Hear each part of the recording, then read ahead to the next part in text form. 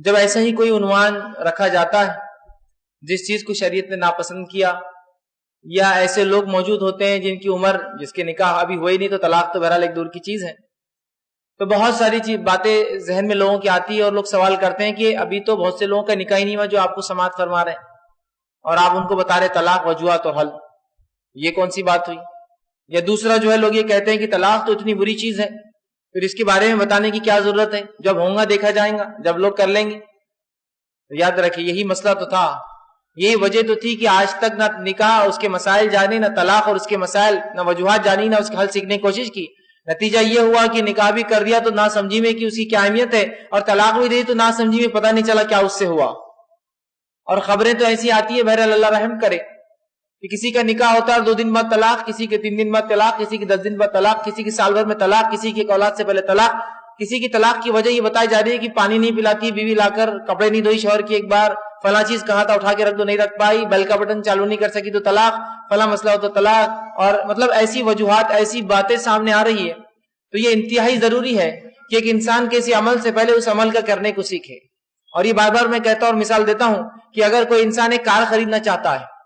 تو عقل مند انسان وہ ہوتا ہے جو کار خریدنے سے پہلے اس کو سیکھتا ہے،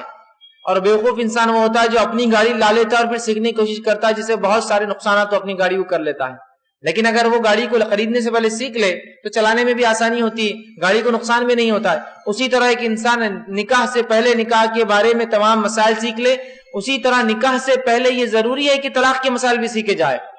ٹھیک؟ اس لیے کہ طلاق ایک ایسی چیز ہے جو انسان پسند نہیں کرتا ہے، شریعت نے اس کو پسند نہیں کیا، یہ ایک اچھی چیز نہیں ہے، لیکن پھر بھی ایک حلال چیز ہے، بحالت مجبوری دی جا سکتی ہے،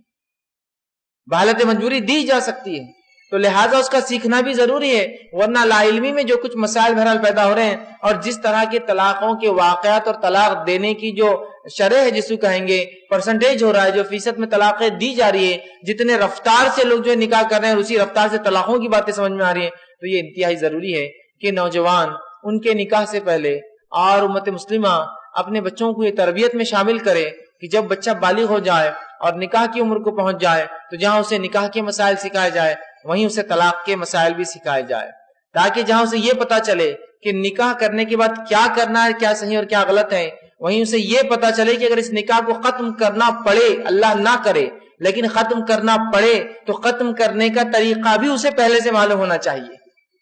ہے نا؟ جس کو میں عام زبان میں کہوں گا کہ ایک انسان اس سے پہلے کہ کسی گاڑی یا کسی موٹر کو چالو کرنا سیکھے، میں کہوں گا اس کو بند کرنا اول سیکھ لینا، اس لیے کہ چالو تو پتہ نہیں کچھ بٹن دبانے سے ہو جائیں گی لیکن بند ہونا سب سے اصل ہے اگر چالو ہو جائے تو لہٰذا اگر نکاح کو انسان کر رہا ہے تو ظاہر سی بات ہے نکاح کا خاتمہ طلاق ہوتا ہے، یہ پسندیدہ چیز نہیں ہے،